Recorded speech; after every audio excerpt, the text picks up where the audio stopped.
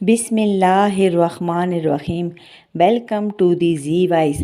سرد جوت کون تھا؟ آئیے سامعین اس داستان کا اگلا حصہ شروع کرتے ہیں۔ مغرب کے ٹائم میری حیدرآباد آئی اور نزا کو بہت پیٹا کہ ملوث میں کل آئی ہوں، میری حالت دیکھو، کام کی سکت نہیں ہے مجھ میں۔ نزا خاموشی سے مار کھاتا رہا، پھر باپ کو کوسنے لگا کہ مجھے گھر سے کیوں نکالا تھا۔ نایاب اندر خاموشی سے اسے پٹتا دیکھتے رہے، پھر اس کے بیان سنتے رہے۔ میری نے بچہ کچا غصہ عملے پر نکالا اور کچن سے کچھ روٹیاں باندھ کر عشاء پڑھ کر نزا کو لے کر پرواز کر گئی۔ نزا طیارے میں پچھلی سیٹ پر لیٹا رو رو کر بیان کرتا رہا۔ وہ بہت دکھی ہو گیا تھا اور بات بے بات اب رو پڑتا تھا۔ بحر ہند سے گزرتے میری نرم پڑ گئی اور مڑ کر دیکھا تو وہ بے ترتیب پڑا سے سکتا تھا۔ وہ لیٹے لیٹے عشاء پڑھ چکا تھا۔ نہ رو نزا، لیشز خراب ہو جائیں گی، مجھے مت بلاؤ، تم نے مجھے بہت مارا ہے۔ نزا سسک کر بولا۔ تو کیا کرتی؟ غصہ تھا مجھے تو، پھر اپنا تو تمہارے علاوہ ہے کوئی نہیں جس پر غصہ نکالتی، تم بھی مجھے مار کے غصہ نکال لو۔ تو نزا نے ایک دم آنکھیں رگڑ ڈالیں اور اٹھ کر بیٹھ گیا اور فرنٹ پہ آ گیا۔ سوری، وہ ہاتھ جوڑ کر بولا۔ ساری لیشز آنسوؤں سے نہا گئی ہیں۔ وہ نگاہ گاڑ کر محبت سے بولی۔ چھی!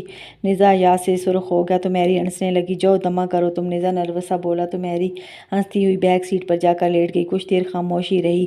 ڈیڈ بتا رہے تھے اجول بہت تپا ہوا تھا۔ میری بولی۔ ہاں، پونا آئے تو سیدھے منہ اس نے بات ہی نہیں کی، گھر سے نکال دیا۔ خوف زدہ ہے کس بات سے؟ میری نے پوچھا۔ آئی ڈونٹ نو، نزا بولا۔ جب میں پلٹا تو تب بھی اس کا موڈ خراب تھا، ساؤتھ افریقہ گیا تھا، شاید تھکن ہو گئی ہوگی۔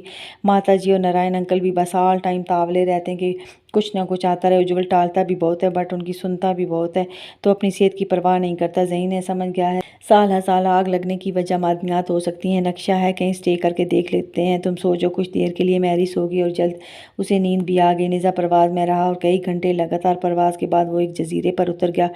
پلٹ کر دیکھا تو میری سو رہی تھی۔ نزا بھی فرنٹ پر لیٹ گیا اور جلد اس کی بھی آنکھ لگ گئی۔ کئی گھنٹے سونے کے بعد میری جاگ گئی تو عصر ڈھل رہی تھی۔ اس نے نزا کو جگایا، نزا نے اذان دی اور دونوں نے عصر پڑھ لی۔ نزا نے چادریں تان دیں تو میری غسل کرنے لگی۔ نزا نے اس کا لباس اچھی طرح دھو کر جھاڑ کر اسے دیا، وہ پہن لیتی ہے۔ دونوں مغرب پڑھ کر روٹی کھا لیتے ہیں۔ میری نے جزیرے کا ویو لیا تو وہاں سانپوں اور حشرات کی کثرت تھی۔ دونوں عشاء پڑھ کر سو گئے اور فجر تک سوئے رہے۔ فجر پڑھ کر پھر سو گئے اور دن چڑھے تک سوئے رہے۔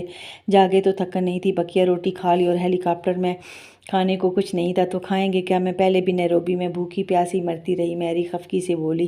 نزا سمندر میں اتر گیا مگر گھنٹہ پیراکی اور تلاشی کے بعد اسے کچھ نہ ملا کہ چھوٹا سا جزیرہ تھا، سانپ ہر چیز کھا جاتے تھے۔ بھوک کی وجہ سے دونوں کو نکال تھی تو میری نے یہی کہا کہ بھی سمندر میں تمہیں اتارتی ہوں، تم خوراک تلاش کرو۔ اسی طرح کیا گیا۔ میری نے نیچی پرواز کی تو نزا سمندر میں کود گیا اور کئی گھنٹے مسلسل غوطہ خوری اور تلاش کے بعد اسے چند کیکڑے اور چھوٹی مچھلیاں ملی۔ اس نے تھکن میں کاشن دیا۔ میری نے سیڑھی پھینکی تو نزا اوپر چڑھ گیا۔ وہ بری طرح نڈال تھا، تھوڑی سی خوراک تھی۔ میری ادھر ادھر پرواز کرتی رہی۔ نزا کچھ بحال ہوا۔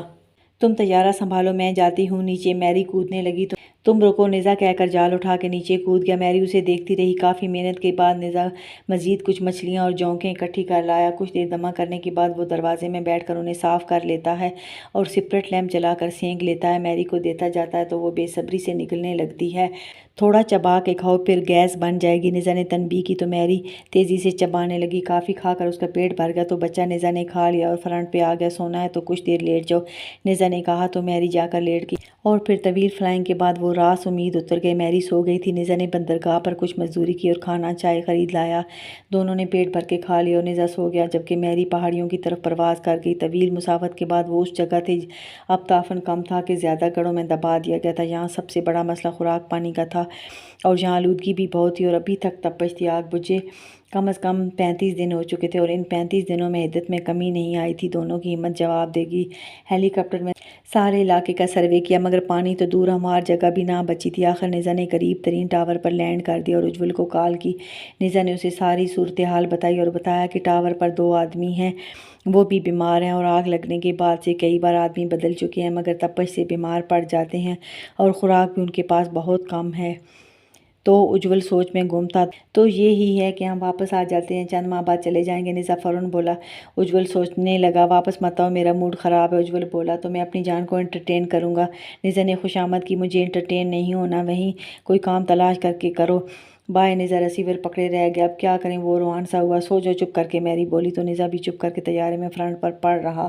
یہ دونوں آ گئے، خوراک کتنی کم ہے، چھپا دیتے ہیں۔ دونوں گارڈ فکر مند ہوئے، چھپائی تو یہ تلاش کر لیں گے، کھا جاتے ہیں، پھر پیچھے اطلاع کریں گے کہ خوراک نہیں ہے، ہم ڈیوٹی نہیں کرتے۔ دونوں نے صلاح بنائی اور ساری خوراک کھا کر بستروں میں پڑ رہے۔ سو کر دونوں جاگے تو گارڈ نہیں تھے، بھوک سے دونوں کا برا حال تھا۔ ہائے کیا کریں، نیزا نے سارے ٹاور کو چھان مارا مگر کچھ نہ ملا۔ آخر دونوں شہر چلے گئے۔ دن بھر دونوں مزدوری کرتے، کھا کر طیارے میں پڑ رہے تھے اور آہستہ آہستہ خوراک جمع کرنے لگے۔ یہ لوگ جوہانسبرگ میں تھے اور گورنمنٹ ہر بات جانتی تھی مگر مداخلت نہ کرتی۔ کافی خوراک وہ 10 دنوں میں خرید کر جمع کر لیتے ہیں اور مقررہ جگہ پہنچ جاتے ہیں اور مترو اللہ کا نام لے کر وہ کام کا آغاز کر دیتے ہیں۔ میری زمینی سروے کی ماہر تھی، نیزا ڈرل مشین سے پہاڑ میں سوراخ کرتا تھا، میری اندر آلات ڈال کے سروے کرتی تھی۔ ٹاور پر کوئی نہ تھا تو دونوں 2 گھنٹے کام کر کے ٹاور پر آ جاتے، وہیں خوراک بھی سیو کی ہوئی تھی۔ نیزا اجول سے بات کر لیتا، اسے حالات بتاتا۔ کام سٹارٹ ہونے سے اجول کا موڈ بھی ٹھیک ہو گیا۔ کبھی کبھی بہت سیلفش ہو جاتے ہو، نیزا نے شکایت کی۔ وہ ہنس پڑا، ہاں تمہارا جھکاؤ روز کی طرف دیکھتا ہوں تو سیلفش ہونا بنتا ہے میرا کہ یہی حالات رہے تو تم ایک دن ہم تینوں کو گھر سے نکال دو گے۔ نیزا ہنسنے لگا۔ نیزا اور میری کو ہلکی کھانسی رہتی کہ وہاں آلودگی اور تپش تھی۔ ٹاور کافی دور تھا مگر وہاں بھی کچھ گرمی تھی۔ اجول نے گورنمنٹ سے کہہ کر خوراک کا بندوبست کروا دیا تو انہوں نے گاڑی بھر کر خوراک بھیج دی۔ نیزا نے ٹاور پر محفوظ کر لی۔ ستیہ نارائن کو بھی انڈیا ٹاور سے ریکارڈنگ ڈیلی ملتی۔ خوراک پہنچانے پر وہ کھول گئے اور پونا بیس آئے۔ تو اجول تم انہیں خود کھل دے رہے ہو، وہ ہمارا داماد ہے، تم اسے میری کا نوالا بنا رہے ہو۔ وہ بھڑک کر بولے، کول ڈاؤن ڈیڈ، صبح کا ٹائم ہے، کام کی زیادتی ہے، دورے پر آئے ہیں، راؤنڈ کریں اور جائیں۔ اجول رکھائی سے بولا تو ستیہ نارائن نے اسے تھپڑ دے مارا۔ تھپڑ کھا کر پونا بیس کمانڈر اجول کا پار آسمان پر جا پہنچا۔ اس نے میجر جتن کو فون کیا اور چیخنے لگا کہ نیزا گھر نہیں تو ڈیڈ نے مجھے گھر آ کے مارا ہے۔ کشن فوراً ستیہ نارائن کو لے مگر مترو میجر جتن شملہ جا پہنچے۔ آپ نے اجول کو مارا جانتے ہیں؟ نیزا اجول میں دھڑکتا ہے۔ انہوں نے ستیہ نارائن کو بالوں سے جکڑا اور کئی تھپڑ گالوں پر مارے کہ کشن آ گیا اور چھڑا لیا تو میجر نے کشن کو بھی زوردار کئی تھپڑ جڑ دیے تو کشن درمیان میں آ گیا اور ستیہ نارائن کو باہوں میں لیے غائب ہو گیا۔ وہ غصے سے فائلیں پھاڑ گئے۔ اجول کا غصہ ٹھنڈا نہ ہوا، اس نے مکیش جی کو فون کیا، دادا مجھے بخار چڑھ گیا ہے، ڈیڈ نے مجھے بیس میں آ کر مارا ہے۔ مکیش جی بھی غصے سے تپ گئے۔ مکیش جی نے ویو لیا تو وہ گھر تیجے گھر جا پہنچے اور توڑ پھوڑ کرنے لگے کہ اجول کو کیوں مارا۔ کشن نے ہاتھ پکڑ لیے تو مکیش کا کشن پر ہاتھ اٹھ گیا۔ یہ دیکھ کر ستیہ نارائن آپے سے باہر ہوئے اور مکیش جی کو کئی چانٹے جڑ گئے مگر کشن نے کلائیاں پکڑ لیں۔ مار کھا کر مکیش جی تو اپنے آواز کھو بیٹھے اور چیزیں اٹھا اٹھا کر مارنے لگے۔ کشن خود پر سہتا، ستیہ نارائن کو بچاتا، وہاں سے انہیں لیے غائب ہو گیا۔ اجول ابھی تک تپا ہوا تھا۔ جلیان کو فون کیا کہ نیزا گھر نہیں، ڈیڈ نے آ کر مجھے مارا ہے۔ جلیان نے تسلی دی کہ آ کر سوری کریں گے۔